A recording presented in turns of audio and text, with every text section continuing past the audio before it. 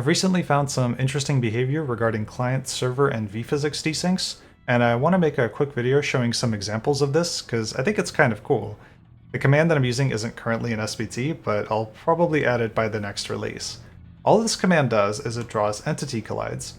So you can see the collision model here of this cube, it is just a cube. The collision model here of this radio, it's kind of interesting. And then the collision model of this dropper. You can also see there's this square-like entity, which you normally cannot see, but this command also draws all the invisible entities. The first thing that I want to show is with this dropper, and I'm pretty sure this is possible with all droppers.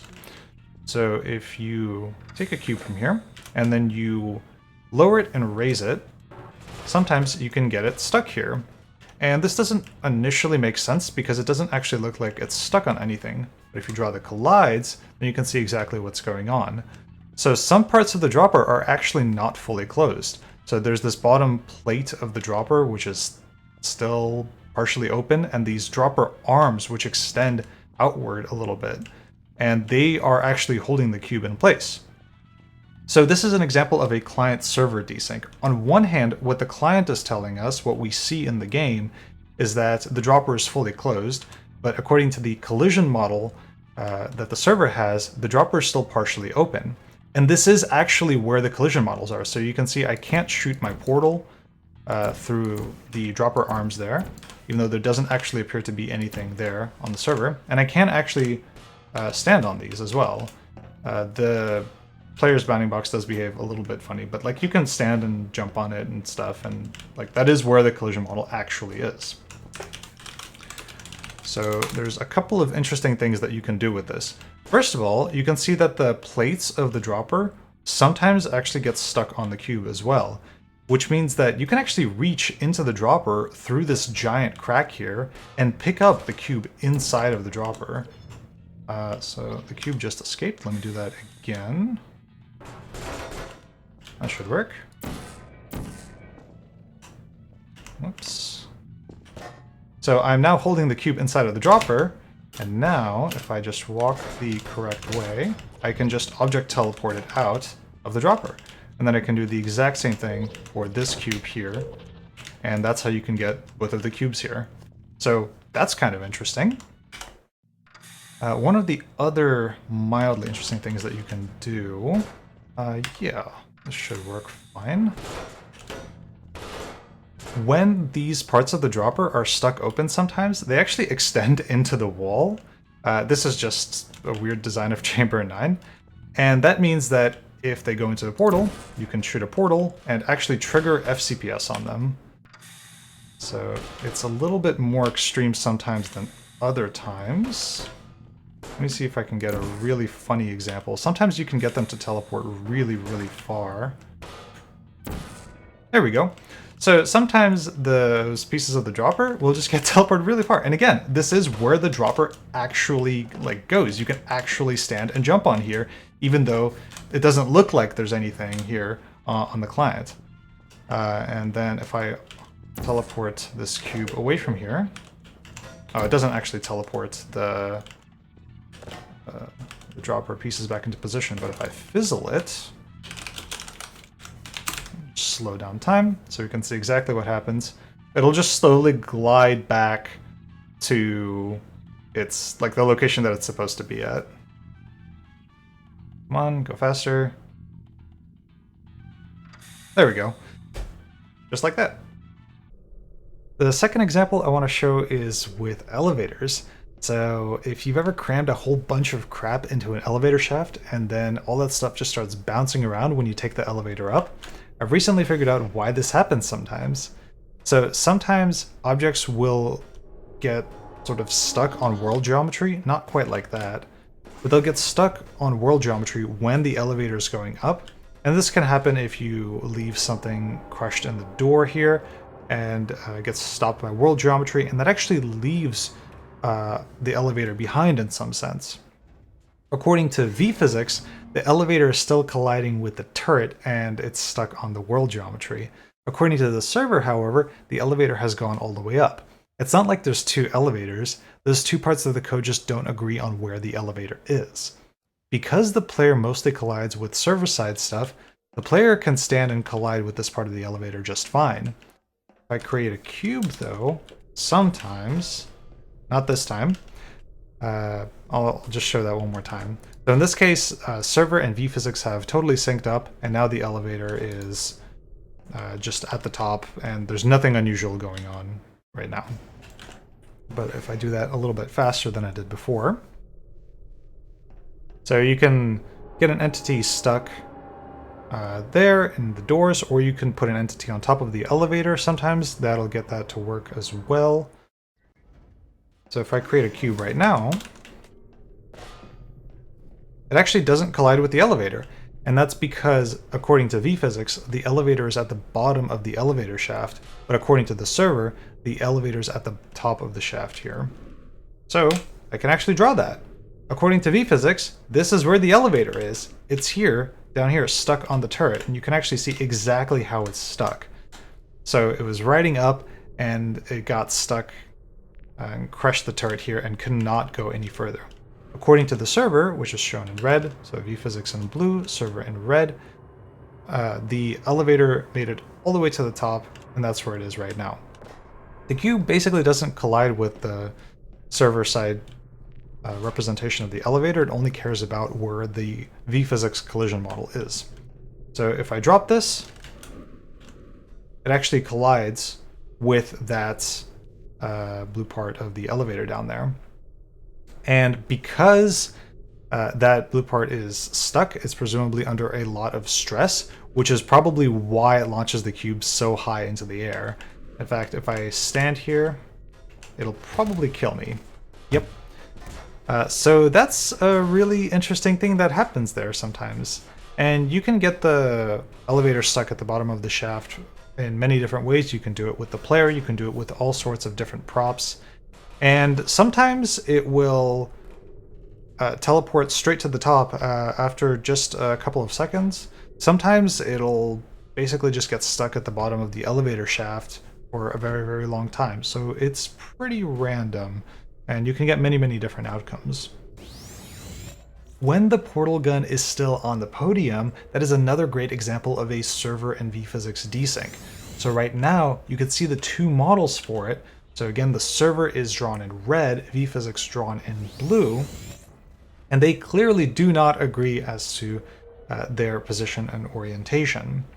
And it's been known for a while that you can redirect where the portal gun shoots by throwing stuff at the portal gun at certain times. And it's actually pretty clear how this sort of stuff works now. So when you bring a prop close to the portal gun, it will only interact with the vphysics side of the portal gun. So you can see it's only changing where the blue model is oriented and how it's facing. But it will always try to snap back to whatever this default orientation is, so I guess facing left in this case. And the server model will teleport to the vphysics model under certain conditions. It will teleport it at teleport to it at specific parts of its animation cycle if the vphysics object is awake. So if I ent abs box the portal gun, open portal gun, and then developer 1, the color of the abs box tells us if it's awake or asleep. So right now it's kind of a dark muddy green, and then if I start touching it, it becomes a more vibrant green. So right now it's awake. And so right now, if I constantly hold the cube in this position, the portal gun will teleport, the server side model of the portal gun will teleport to the vphysics model at certain parts of the animation. And there's a certain specific range. I think there's like a half second or maybe a full second where it will check to see if the vphysics object is awake, and then it'll teleport to it if it is. So if I put the vphysics object in a really, really weird position, and I let go of the cube, the vphysics object snaps back to the normal orientation, and it also falls asleep. So the server object does not teleport to it. It does not set its position angles to be the same as the vphysics object. But if I change the vphysics model to be facing in a really, really bizarre direction, and then after a short amount of time, I don't touch it, Now, the server teleported to it when the vphysics object was awake, but now it's no longer awake, so the portal gun will just stay in this very, very bizarre, weird orientation. But if I mess around with it a little bit more, you can see that it teleports right back to it. And you can do some really interesting stuff with that. And finally, I want to show off a couple of interesting things with Vault Skip. There is actually an example of a client server and a server vphysics desync that goes on here. So if I take the radio and I jam it into the bed, this is basically like what I showed with the dropper, where it looks like the bed is fully closed, but actually the bed is jammed and is holding the radio in place here. So I can actually take the clipboard and lower it straight into the bed. And it totally makes sense why this is possible like this. So sometimes the bed does actually fully close onto the radio and it just eats it. But you can see that there's a gap. The clipboard was holding the bed open for a moment and then the bed just fully closed anyway. So that is kind of neat, and it's pretty difficult to understand what's going on exactly without this sort of visualization, because it just looks like the bed closes and nothing interesting happens. So this is the example of the client server desync. But what's even more interesting is what happens with this glass. So I'm just going to do the setup or vault skip here. Let me do that one more time. So the bed is staying open and it's getting held in place by the player. If I jump, the bed closes, that pushes the player back, and that actually pushes the glass out of its frame. That is probably a very important reason for why vault skip happens.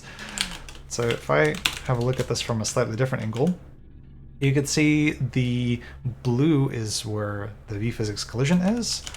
If I ant-bbox the player, so the player has pushed the vphysics collision of the window out of its frame. According to the server, though, the collision is still like exactly where it's supposed to be, and the window is exactly where it looks like it is. But this is actually kind of interesting because you can squeeze stuff through this gap, because normal stuff like the cup and the clipboard and the radio and stuff, they will only collide with the vphysics model anyway, so you can just squeeze stuff over this gap.